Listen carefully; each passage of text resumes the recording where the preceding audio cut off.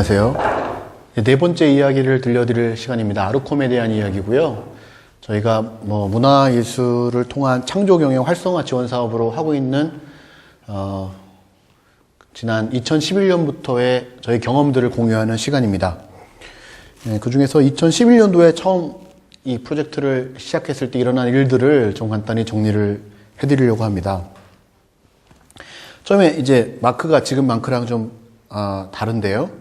처음에는 이 그림 속에서 보여드리는 것처럼 기업하고 예술이 만나게만 해주면 좋을 거라고 생각을 했었어요. 그래서 양쪽의 만남을 주선하는 어떤 주선자로서의 역할, 매치메이킹의 역할을 하겠다고 시작을 했는데 그래서 의미 있었던 것도 있었고요. 근데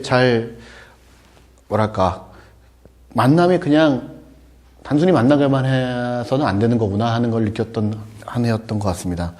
그래서 그때는 기업 창의 학습 지원 사업이라는 이름으로 조직의 창의적인 학습을 지원하는 사업으로 설계되었다는 말씀을 제가 1강 때 처음 이야기 때 드렸던 것 같은데요. 저희가 사업을 처음 시작했을 때 3가지 방향을 갖고 했습니다. 그게 이제 창의 환경에 대한 부분, 조직 미학, 예술 교육, 이 3가지 방향을 갖고 했는데요. 이 방향은 저와 하나님이라고 하는 저희 전문사 학생하고 같이 썼던 논문의 내용인데 그 쓰게 된 내용부터 좀 설명을 드려야 될 것 같은데요. 2010년도에 제가 기업과 문화예술이라는 저희 전문사 수업이 있는데요. 그 수업을 제가 담당하고 있었습니다. 근데 그때 이제 제가 수업을 시작을 했을 때 그 수업이 좀 특이했어요. 왜 특이했냐면 수업에 들어오는 전문사들 내용이 한국예술종합학교의 예술경영의 전문사 과정은요, 주로 공연 예술에 대한 현장 프로듀서들이 많이 들어옵니다. 그런데 그 해에 제 수업에 들어왔던 학생 중에 3분이 기업 출신이었어요. 그러니까 기업에, 특히 게임 회사에 관련된 분들이 들어와서 수업에 기업 출신들의 학생들이 이제 있었던 거죠. 그래서 저희가 그 수업을 어떻게 할 것인가 논의하는 가운데 기업 내부를 위한 어떤 문화예술적인 활용, 변화, 혹은 기업이 창의적으로 변화하기 위해서, 그러니까 창의적으로 조직을 변화하는 조직의 변화 노력들을 좀 같이 한번 관찰해 보자. 그러니까 그 전까지 하면 기업과 문화예술은 주로 다루던 게 메세나 활동의 사례들, 의론들, 이런 것들을 주로 다루던 어떤 수업이었는데요. 저희가 새롭게 메세나 활동이 아닌 기업을 위해서 예술이 어떤 도움을 주는 이런 쪽의 가능성을 참고하기 위해서, 그렇다면 실제 우리나라 기업들은 어떻게 조직을 변화시키고 있는지 창의적으로 이제 그걸 한번 관찰해 보자고 한 겁니다. 그래서 그 수업은 한 10개 정도 기업을 섭외를 해가지고요. 그 기업을 방문하는 게 수업이었습니다. 방문해서 거기서 토론하고 이야기를 하는 그런 내용으로 진행을 했습니다. 그래서 이게 실제로 가서 방문을 해서 어떤 가능성이 있는지를 함께 고민하는 그런 내용으로 설계되었는데요. 그러다 보니까 저희가 기업들을 방문했을 때 가장 인상적으로 봤던 게 뭐냐면 창의 환경 구현이라는 거였어요. 그게 무슨 내용이냐면 조직 문화에 대해서 고민들이 많으시더라고요. 그러니까 우리나라의 기업들이 그동안 갖고 있던 조직 문화는 어떻게 보면 좀 획일적이라고 할까요? 아니면 좀 이렇게 동일한 조직 문화, 질서 정연한 조직 문화, 효율적 조직 문화를 추구했었는데 더 이상 그것이 작동되지 않는 한국의 상황이 있었던 것 같습니다. 그래서 이제 뒤에 또 다시 조직 문화 연구를 저희가 했던 연구 내용을 보여드리면 그 내용이 더 많이 이해가 되실 거고요. 그 다음에 기업들이 업무 공간을 바꾸는 시도들을 많이 하시더라고요. 저희가 방문했던 기업들은 업무 공간들이 이제 굉장히 탁탁하고 이렇게 각이 잡혀 있다 그러나 그런 업무 공간에서 좀 벗어나서 좀 더 캐주얼한 공간들을 만들려는 시도들을 저희가 볼 수 있었어요. 그래서 그런 공간들의 변화들이 되게 인상적이다. 그게 되게 문화적인 변화라고 느껴졌고요. 그래서 저희는 조직에서 그게 꼭 문화예술이라고 부를 수도 있고 아닐 수도 있지만 조직 문화를 변화하려는 것, 그다음에 업무 공간을 조성하려는 것도 두 가지도 굉장히 문화예술적인 시도라고 보자는 거였습니다. 그래서 기업에서 기업 창의학습의 내용이 뭐냐? 기업에서 조직 문화에 대한 변화를 시도하는 것, 그 다음에 업무 공간을 조성하려고 하는 것, 새롭게 이런 사례들을 어떻게 한국예술종합학교 같은 문화예술 전문가들이 지원할 수 있을까를 고민하는 어떤 시도를 해보자. 그게 수업의 하나의 방향이었고요. 두 번째는 이제 조직 미학이라는 분야가 경영학에서 있다고 말씀을 드렸지 않습니까? 이제 그거에 대한 연구들이 과연 그럼 세계적으로 어떻게 지금 흘러가고 있는지를 좀 한번 보자. 그러니까 그 지식 경영에서 제가 지식 경영에 대한 이야기를 말씀드렸을 때 잠시 언급했지만 지식 경영이 이제 조직 미학으로 변화한다고 제가 말씀드렸는데 그럼 구체적으로 어떻게 변했는가를 좀 궁금했습니다. 그래서 그거에 대한 좀 조사를 해보자. 그 다음에 이제 예술교육이라고 해서 조직원들을 위해서 예술교육 프로그램들을 실제로 실행해보자. 그래서 그 방향 1과 방향 2는 2010년도에 관찰을 통해서 주로 그러니까 방향 1은 실제 기업에 들어가서 그런 걸 조사함으로써 이거를 좀 지식을 얻으려고 했고요. 조직미학은 실제 이런 관련된 문헌들을 좀 조사를 했고 예술교육 실행도 그런 거를 하는 기업들을 좀 찾아 나섰습니다. 그래서 2010년도에 저희가 그 기업들의 한 10군데 기업을 통해서 얻어낸 지식들을 갖고 이제 조그만 그 논문 하나 썼는데 그 논문을 보시고 문화체육관광부에서 이걸 정책으로 좀 더 지원을 해서 확대했으면 좋겠다는 의견을 있으셔가지고 저희가 아르콤 사업을 시작하게 된 겁니다. 그래서 오늘은 다음 이야기에는 그 창의환경 구현, 조직문화나 업무 공간에 대한 이야기, 조직미학에 대한 이야기, 그다음에 예술교육 실행을 했던 이야기들 하나하나를 좀 자세하게 해드릴 거고요. 오늘은 2011년도에 갖고 있었던 저희의 프레임워크가 실제로 운영했던 그 내용들을 좀 전체적으로 보여드리는 시간을 갖도록 하겠습니다. 저희가 조직문화에 대한 연구 때 말씀을 드리겠지만 우리가 갖고 있는 조직에 대한 그 이미지가 이런 이미지였던 것 같아요. 그러니까 한 색깔을 칠하는 거. 그러니까 뭐 삼성, 현대, LG 그러면 갖고 있는 딱 이미지가 있고요. 조직에 들어가면 그 이미지에 동화시키는 게 목표인 것 같아요. 이게 뭐랑 비슷하냐면 이제 다문화나 아니면 문화 다양성이 등장하기 이전에 한국 상황이 비슷한 건데 한국에 오면 한국 사람이 돼야 되는 거죠. 근데 하나의 어떤 문화적 색깔로 모든 사람들을 입히는 것. 이게 더 이상 가능하지 않게 된 우리나라의 상황이 있는 거고요. 다양한 문화가 있었고 다양한 민족들이 들어오고 그러면서 그리고 연령과 영년 사이에 계층 간의 어떤 문화적인 어떤 관습이나 습관들이 굉장히 많이 달라지고요. 그래서 다양한 색깔을 인정하기 위해서 조직을 어떻게 만들 것이란가 하는 고민들이 기업에 많았다는 거죠. 그리고 이제 환경 문제도 제가 COP에 대해 설명을 드릴 때도 설명을 드렸지만 우리가 갖고 있는 조직의 환경은 너무 다 네모 반듯한 거죠. 책상 있고 컴퓨터 있고 자리에 있고 거기에 앉아서 칸막이 안에서 일하는 방식. 이 방식이 과연 앞으로도 유효할 것인가. 그럼 거기는 이제 그런 기존 환경의 문제는 뭐냐면 거기에 나에 대한 정체성이나 우리에 대한 관계를 맺기가 너무 힘들었는데 그런 것들을 해결할 방법을 기업들에서 고민을 많이 하고 계시다 하는 것들을 이제 느낄 수가 있었고요. 그 다음에 이제 조직 미학이라는 건 뭐냐면 조직들이 이제 예술적인 것들을 많이 추구하시는데, 그 조직의 본질적인 것에 그러니까 조직을 예술적으로 디자인하는 것이 아니라 조직은 굉장히 딱딱해요. 그런데 이제 겉 표면에서만 화장으로만 그걸 해결하려고 하는 흐름들이 있지 않았는가. 그래서 뭔가 본질적인 의미의 조직에서의 미학적 가치의 추구들이 한국 기업에 등장할 거라는 생각을 하게 된 거고요. 그 다음에 교육 실행의 문제에서 제가 느꼈던 거는 문화예술계에서 문화예술이 중요하니까 기업에서 하십시오라고 자꾸 이렇게 푸시하는 일방적인 대화여서는 안 될 것 같다는 거죠. 그러니까 기업 내부에서도 그런 조직미학적인 분위기가 있다면 기업에서도 니드가 있는 거니까 함께 그걸 창조하려고 해야지 예술에서 뭐 이런 거가 좋으니까 기업에서 한번 해보라고 강요해서는 안 되는, 어떻게 하면 좀 기존에 있는 프로그램을 그냥 일방적으로 제공하는 것이 아니라 함께 뭔가 만들어낼 방법은 없는가 하는 고민들이 이제 등장하기 시작한 겁니다. 그러다 보면 저희가 인상적으로 발견한 것들이 좀 있었는데요. 이런 흐름들이 과연 지금 이 시점에, 그러니까 21세기에 일어나는 일인가, 그렇지는 않았다는 것을 저희가 알게 된 것이 이미 그 기업 조직 문화에 대한 거는 정책적으로 했던 사례가 있더라고요. 그러니까 1994년도에 그 당시에 문화체육부가 이런 책을 냈습니다. 기업 문화 백서라는 책이고요. 이 책의 내용을 보면 이 책에서 이미 우리나라의 기업 문화가 어때야 되는가에 대한 사례들을 조사를 하고 그 중에 정말 좋은 사례들을 서로 공유하는 모임을 갖고 연구 활동을 하자. 뭐 이런 얘기들이 이 책의 내용에 백서에 들어가 있어요.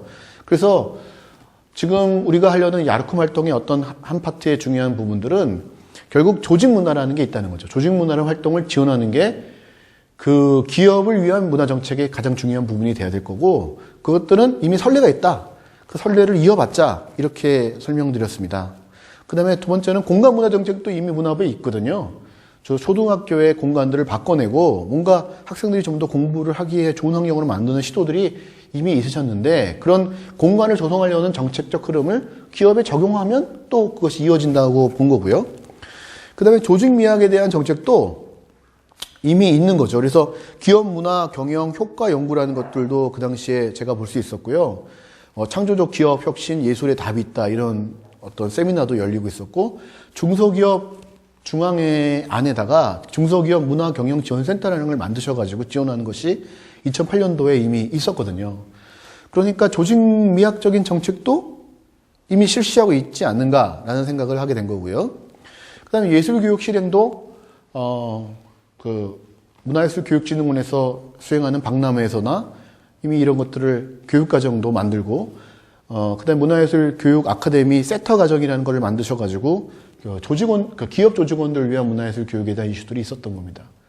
그래서 2011년도의 상황은 뭐냐면, 이렇게 좀 어떻게 보면 파편적으로 이미 일어났던 여러 가지 문화예술 정책들을 아르콤 안에서 좀 이렇게 포함해서 해봤으면 좋겠다는 생각을 이제 하게 된 거고요. 그래서 그런 시도들이 저희가 2010년도에 그 기업들을 관찰하면서 느꼈던 그 기업 내 변화의 방향성이 세 가지가 있었다면, 그 세 가지 방향성이 이미 문화정책, 문화체육관광부 안에 문화정책 안에서도 있었기 때문에 그럼 이것만 연결시키면 되는 거 아닌가라는 생각을 했던 겁니다. 그래서 2011년도에서 시작돼가지고 2012년도 초까지 일어났던 사업의 내용을 보면, 저희가 이제 연구 사업을 좀 했죠. 연구 사업은 조직 문화라는 게 그럼 한국에서는 어떻게 일어나고 있는 겁니까? 창의 공간에 대한 변화는 어떻게 되고 있죠? 조직 미학이라는 것은 어떻게 그런 세계적으로 흐름이 되고 있고, 예술 교육에 대한 실행 사업이 어떻게 되고 있는지를 갖다가 실제로 실행도 해보고 연구도 하는 동시에 그것들을 워크숍이나 교육 과정을 개발하고, 그다음에 그거를 웹진과 소셜 미디어를 통해서 같이 공유하자. 그러니까 한쪽은 지식을 축적하고 한쪽은 공유하는 이 두 가지 사업을 설계를 했고요. 이게 이제 지금까지도 이런 사업의 프레임은 유지되고 있는 겁니다. 그래서 조직문화 연구 사업은 지금 이제 보시는 기업이 저희가 2010년도에 방문했던 내용들을 보여드리는 건데, 하나는 아모레 퍼시픽이라는 회사입니다. 한쪽은 NHN 네이버 기업에서의 조직 문화에 대한 이슈들이 어떤 게 있고 어떤 고민들이 있었는지를 들었는데, 여기서 이제 알게 된 것이 조직 문화에 대한 고민이 정말 많구나, 그런 것들을 정말 알 수 있었고요. 그 다음에 이제 공간이, 이거는 스티브 잡스가 일하던 공간을 찍어놓은 건데, 그럼 과연 창의적인 업무 공간은 뭐냐? 이제 그런 고민에서 디자인적으로 예쁜 건 아닌 것 같다는 거죠. 그러니까 스티브 잡스가 갖고 있는 공간도 뭐 디자인적으로 뭐가 그런 거라기보다는 굉장히 좀 어떻게 보면 안 정리되어 있는 것 같은 이런 공간인데, 이 공간에서 일하던 사람은 굉장히 창의적이었잖아요. 그러니까 어떻게 하는 창의 공간이라는 게 도대체 뭐냐에 대해서 좀 연구를 해봐야 되겠다는 생각을 2012년도에 하게 된 거고요. 그 다음에 조직 미학에 대해서는 지금 이제 지금 보여드리는 책들이 조직 미학에 관련된 책들입니다. 그 다음에 그런 학회들이고요. 그래서 이런 흐름들이 있는데, 이게 보니까 저희가 조사를 해보니까 굉장히 좀 유럽 쪽 시각도 많고, 논문들이 좀 어려워요. 그래서 이것들을 그대로 전하는 것보다 우리 실정에 맞는 기존 연구들을 조사를 해가지고 공유를 해야 되겠다. 이게 이제 2011년도에 중요한 사업 목적 중에 하나였습니다. 실제로 이제 예술교육 실행 사업을 했고요. 그래서 8개 기업하고 같이 실행을 했던 사례들은 다음 이야기 때 자세하게 설명을 또 드리겠습니다. 그리고 이 과정이 워크숍을 통해서 이루어졌다는 거죠. 이게 첫 번째 1회, 2회 워크숍을 통해서 했는데, 첫 번째는 제가 말씀드린 것처럼 이거는 기업과 예술단체나 예술가와 기업하고 만남을 연결시켜주면 된다고 생각했던 이유가, 제가 처음에 2011년도에 이 사업에 대해서 제안을 문화체육관광부로 받았을 때, 제가 주위에 있는 문화기획자들한테 제가 이런 사업을 좀 코디네이트 해달라고 좀 요청을 받았다고 얘기를 하니까 다들 반응이 어땠냐면 진짜 그 시적절하다. 왜냐면 본인들이 그런 걸 정말 하고 싶었는데 그리고 그렇게 접촉하는 기업도 있었고 이번 기회가 참 좋은 기회가 될 것 같다는 말씀을 정말 많이 들었어요. 그래가지고 첫 번째 제가 어떤 그 홍대에 있는 카페에서 다 모여가지고 그 대화를 나눴던 거는 제가 알고 있는 그 기획자들을 이렇게 모셔다가 그 기획자들이 이미 자기들이 접촉을 하거나 하고 있는 사업들을 공유하고 내가 이런 걸 올해 해보고 싶다는 거를 발표하는 그런 시간이었고요. 그로부터 또 몇 달 뒤에 다시 모여가지고 그 대학로에 있는 또 세미나 공간에서 각자가 지금 하려고 하는 그 아이디어를 처음에 아이디어의 초기 단계를 이제 발전시켜가지고 와가지고 발표를 해가지고 저희는 그냥 아르콤은 그렇게 연결을 도와드리는 것만 하려고 했었죠. 그런데 이제 결론적으로는 그 중에 성공적으로 끝까지 잘 정리해가지고 사업이 실제 실행된 경우도 있고요. 어떤 기획자들은 사업의 아이디어가 개발되는 과정에 중간에 스톱되는 경우도 있었습니다. 그 이유는 뭐냐면 그러니까 그런 가능성을 도모하던 어떤 아이디어의 공유 단계에서는 아주 기업하고 원만하게 됐는데 실제로 그 기업에서 예산이 투입되거나 어떤 자원이 들어오는 단계로 넘어갈 때 뭔가 걸림돌이 있었던 거예요. 저희는 그거를 이제 무슨 캐즘이라고 표현하는데 어떤 그 좀 어려움이 있어서 그 장벽은 못 넘으시는 게 있더라고요. 그래서 그 장벽이 뭐냐면 저는 그걸 어떻게 느꼈냐면 기업의 환경에 대한 이해가 문화단체에 충분하지 않았기 때문에 일어난 현상이라고 본 겁니다. 그러니까 양쪽의 언어나 생각이 좀 달라요. 그래서 그게 처음에 이렇게 뭔가 이렇게 결혼을 좀 연애하고 그럴 때는 문제가 안 됐는데 결혼을 하려고 하니까 이게 실제 문제가 되는 일들이 있었던 것 같습니다. 그래서 저희가 처음에 예상했던 거는 단순히 단순한 이 만남을 주선하는 주선자에서 사실은 뒤로 갈수록 거의 저희가 직접 실행을 할 수밖에 없었던 것이 그 기업의 언어를 이해하는 상황에서의 프로그램을 만들어내는 것 자체가 아직은 쉬운 일이 아니구나. 생각만큼 쉽지는 않구나 했던 것을 저희가 느꼈던 것이 워크숍의 상황이었고요. 그다음에 교과 과정은 말씀드린 것처럼 이제 기업 안으로 들어가서도 이런 여러 거 실행을 해보고 이제 저희가 넥슨에서 지금 리코더 친구들이 공연하는 한예종의 그 리코더 연주하는 친구들이 공연하는 모습을 저희가 사진을 찍은 건데요. 이제 그런 어떤 여러 가지 시도를 해본 것들에 대한 경험을 교과 과정으로 공유하고, 그 다음에, 보시는 거는 그 국민대학교 경영대학에서 그런 수업들을 그 제조업에서 제조자가 아닌 예술가가 꿈꾸는 새로운 경영자들에 대한 발표하는 내용들을 이제 담은 거죠. 이런 식으로 해서 교과 과정을 계속 시대를 했습니다. 그래서 이 내용들을 웹진과 소셜미디어를 통해서 공유를 했고요. 그래서 이 포맷이 2011년도에 저희가 얘기했던 사업의 운영 포맷이고요. 그래서 이것에 따라 가지고 새로운 실행 사업과 연구들을 실행을 했다. 그래서 그 결과들에 대해서는 다음 또 이야기 시간에 하나하나 설명을 해드리겠습니다. 전반적으로는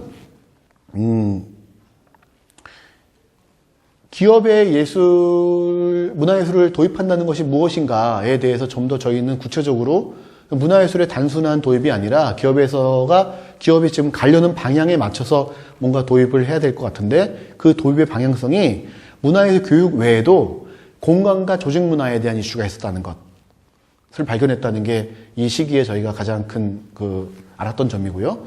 그 다음에 좀 자세히 다시 설명드리겠지만 조직 미학이라는 분야가 학문적으로도 좀 깊이 있게 나간 한 10년 정도 발전한 분야가 있지만 구체적으로도 상당히 많은 프로그램들이 시도됐다는 것을 뒤에 또 자세히 설명을 드리겠습니다. 그래서 이런 어떤 시도들이 저희가 그전에는 픽사 정도 사례가 좀 알고 있었는데 굉장히 다양한 시도들이 있었다는 것도 이 시기에 저희가 알았던 거고요. 그 다음에 그런 변화를 통해서 저희는 실제 우리나라 기업의 그런 니드들이 문화예술 단체나 문화예술 기획자들이 기업에 그런 시도를 해서 연결을 하려는 자생적인 니드가 있었고, 그거를 시도하려고 했을 때 저희 아르콤 사업을 통해서 그런 초기 노력을 했었던 경험들이 있었는데요. 그것도 일부는 성공을 하셨지만 일부는 그런 시도가 실제로 실현되는 것에서는 어려움을 겪었다. 그거는 양 분야의 커뮤니케이션 하기에는 약간 언어들이 다르고 이해가 다른 부분이 있었다는 것입니다. 그래서 그게 2011년도는 그래서 어떤 의미에서는 많은 것들을 얻었지만 또 어떤 의미에서는 이것이 되기 위해서는 정말 많은 준비와 노력이 필요하구나 하는 걸 인식한 어떤 시간이었습니다. 그래서 이때 저희가 공부했던 내용들, 그 다음에 구체적으로 실행했던 내용들은 다음에 또 여러 이야기를 통해서 말씀을 드리겠는데요. 다음에 말씀드릴 내용들은 다음 이야기에서는 그래서 저희가 공부했던 조직 문화가 그럼 어떻게 변화하는가 내용도 다루겠고요. 그 다음에 공간이 어떻게 변하는가에 대한 내용도 다루겠고, 그 다음에 그 기업의 조직 미학이라는 분야가 있다고 그랬는데 그 분야가 실제로 어떤 사례들이 외국에서 나왔는지 그거에 대한 좀 자세한 이야기를 들려드리겠고요. 그 다음에 한국에서의 우리나라에서의 실행했던 8개 사업에 대한 이야기들을 말씀을 드리겠습니다. 그러면 2011년도가 어떤 저희가 시행착오와 어떤 배움을 얻었는지를 이해하실 수가 있을 거고요. 지금은 좀 홈페이지 내용이 달라졌지만 그때부터 저희가 했던 내용들은 아르콤 그 웹진에 계속 오픈을 했거든요. 그래서 지금도 그때 자료들이 남아 있으니까 제가 말씀드린 내용을 그 홈페이지에서도 다시 한번 확인할 수 있을 겁니다. 그러면 이번 이야기는 이 정도로 마치도록 하겠고, 2011년 사업은 이런 어떤 큰 흐름 속에서 정리했다는 내용을 말씀드리면서 다음 이야기 시간에 뵙도록 하겠습니다. 감사합니다.